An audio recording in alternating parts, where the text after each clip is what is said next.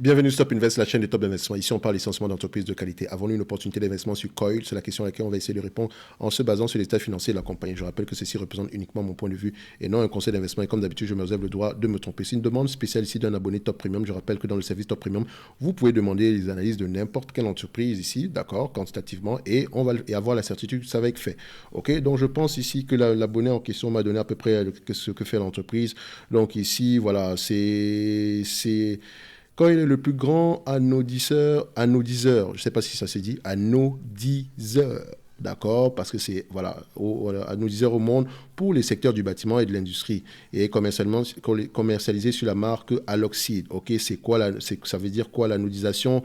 L'anodisation est un procédé électrochimique qui développe à la surface de l'aluminium une couche d'oxyde naturel protectrice et présentant la faculté de pouvoir être coloré dans des gammes de finition résistantes aux UV. Bon, bref, c'est-à-dire que c'est à peu près ici un tout petit peu de chimie, etc.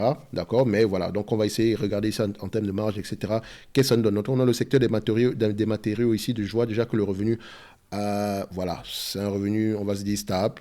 Voilà, c'est rien d'exceptionnel. On peut voir ici que voilà, 2019, les années, voilà, est-ce qu'elle contrôle son prix? Pourquoi est-ce que le revenu baisse? Mais je n'aime pas déjà la présentation de ce revenu-là. Ça prouve qu'il y a quelque chose d'assez cyclique ici. OK. Maintenant, en termes de marge brute, c'est bien. Bon, maintenant, on va regarder si ça peut également être dû au fait qu'on a peut-être spin-off certaines entités. Donc, c'est à voir. Donc, en termes de marge brute, on a des marges brutes de quand même 70% qui sont stables à peu près depuis 2013. Parfait. Est-ce que les marges EBITDA suivent? Les marges EBITDA sont, voilà, quand on dézoome un tout petit peu ici, on a des marges EBITDA qui sont un tout petit peu en zigzag, mais voilà, on a quand même une certaine... on arrive quand même à avoir quelque chose, voilà, d'une certaine normale, quelque chose en tout de 20% par là, ce qui n'est pas mal déjà, c'est bien. Maintenant, on va aller regarder au niveau de la dette nette, au niveau des net income, est-ce que les net income et les free cash flow parlent le même langage? Net income, free cash flow, ok, on met ça ici sur le même graphique. Voilà, net income, free cash flow parlent à peu près le même langage. Ici, c'est à peu près correct. Mais voilà, vous pouvez déjà voir ici que les net income ne sont pas exceptionnels. Je vous dis toujours, en période difficile, les gros auront tendance à maigrir et les maigres auront tendance à mourir. Donc ici, c'est une entreprise, il faut vraiment avoir une excellente gestion ici. D'accord? Donc là, au niveau de la gestion, on n'a pas droit à l'erreur. Et quand on regarde un tout petit peu sur le long terme ici, on se rend compte que sur une entreprise, voilà, si je normalise les résultats, parce que franchement, aller chercher les marges ici, je pense que les marges, c'est tout simplement, voilà, on pourrait également aller les regarder, hein, de façon margin ici, que ça donne ici, net income margin, ça donne à peu près combien ici, voilà, si je les normalise un tout petit peu, l'entreprise peut avoir des marges de combien aux alentours de 2,4% ici, voilà, c'est rien d'exceptionnel. Ok, donc si je normalise ici les revenus en termes de volume, qu'est-ce que je constate ici? Je vois déjà que c'est clairement le genre d'entité qu'on ne recherche pas. D'accord, c'est même pas une entreprise qualitative ici. Je sais pas, elle a de grosses marges brutes ici, des marges EBITDA, mais voilà, il y a quelque chose ici qui se passe. Je ne comprends pas pourquoi est-ce que tu as 20% de marge EBITDA, mais tu peux même pas dégager même 10% de marge brute, de marge nette ici. C'est un peu, je m'interroge. En tout cas, 10% ici en moyenne, hein, en moyenne, parce que sur les derniers mois ici, voilà, on a quand même quelque chose d'assez intéressant, d'accord? Donc maintenant, est-ce qu'on est price taker? Est-ce qu'on fixe nos prix? Ou bien est-ce qu'on est price taker, c'est-à-dire est-ce qu'on subit le prix? D'accord, et on s'occupe uniquement des coûts, ou bien on est price maker, c'est-à-dire que qu'importe le coût, si on augmente les prix ici en fonction des coûts de production, ou bien en fonction, voilà, de ce qu'on pense du marché, mais on a un certain pricing power. Est-ce que c'est le cas? Je ne sais pas. Mais voilà, à vrai dire, quand je regarde ça ici, il y a de fortes chances que ce soit non, d'accord, et je pourrais me tromper également.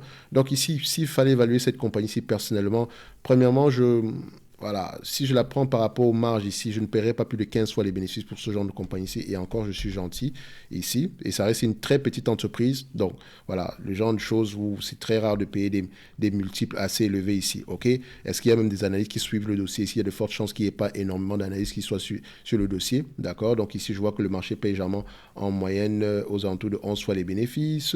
Sur les 20 dernières années, il paye combien? 10 fois les bénéfices.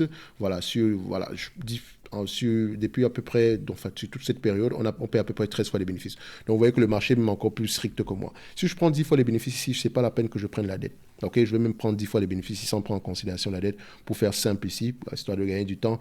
Sur les 10 dernières années, ici, on a à peu près 1 milliard, 10 millions ici.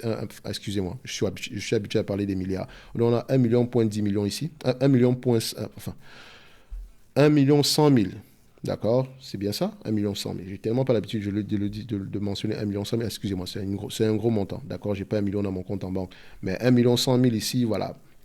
C'est la moyenne sur les 10 dernières années. Sur les 5 dernières années, vous constatez qu'on aura à peu près moins élevé que ça. Mais voilà, je pense que la pandémie étant passée par là, etc. Avant la pandémie, on était déjà à peu près aux alentours de 1 million ici. Donc, on va mettre 1 100 000.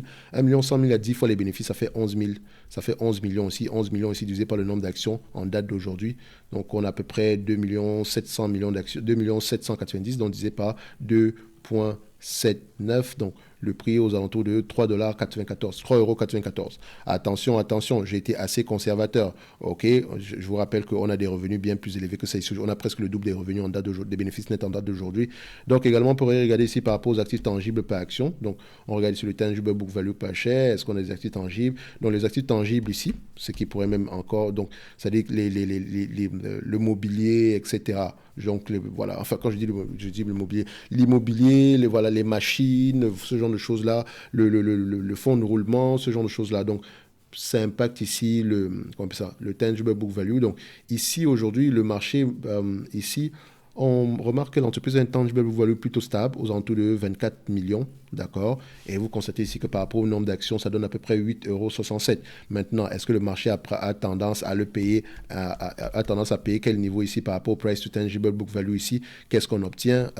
Voilà, qu'est-ce qu'on obtient ici? On a à peu près une médiane aux alentours de une fois. Oui, le marché paye une fois les bénéfices, les revenus ici. Enfin, il paye une fois les actifs tangibles par action ici. Oui, quand même. Donc, c'est-à-dire qu'on pourrait se dire que l'entreprise ici pourrait s'échanger à 8 €. D'accord? Si on revient à la moyenne des actifs tangibles par action. D'accord? 8 €. OK, c'est bien. Donc maintenant, vous savez que si on le prend du côté opérationnel, moi, je ne paierai pas plus de 4 €. Ici, si on regarde sur le plan des actifs, etc., voilà, on sera aux alentours des 8 €. Maintenant, est-ce que c'est une entreprise qui devrait nous intéresser? Franchement, laissez ce genre d'entreprise de côté. Ça, présentement, je ne peux même pas me dire que mon capital est protégé ici. D'accord? Donc, c'est...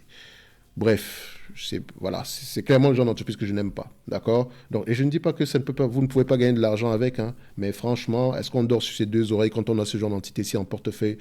Il y a de grandes chances que non. OK?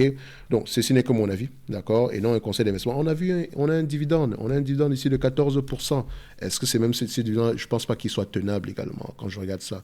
Je ne pense pas. Le dividende ici n'est pas tenable. Ils ne peuvent pas tenir ce niveau de dividende-là assez longtemps. Ça revient ici à rapporter à peu près 8 millions par an. Si on prend en considération, ça revient à peu près à rapporter ici à peu près 2 800 000 par an. Si on prend en considération ici le nombre d'actions, donc ce dividende-là ne sera pas assez. Donc, je pense qu'on a peut-être payé ici de manière exceptionnelle. Donc, il y a de grandes chances qu'il ne dure pas. Donc, pour ceux qui veulent aller plus loin, d'accord, donc on a le service Top Premium ou la promotion en cours présentement qui vous permet d'avoir droit ici à la formation qui va être disponible au courant du mois d'avril. Comment analyser les banques, comment analyser une banque et comment lire les rapports financiers, pas les états financiers, les rapports financiers. Donc, quelles sont les questions à poser?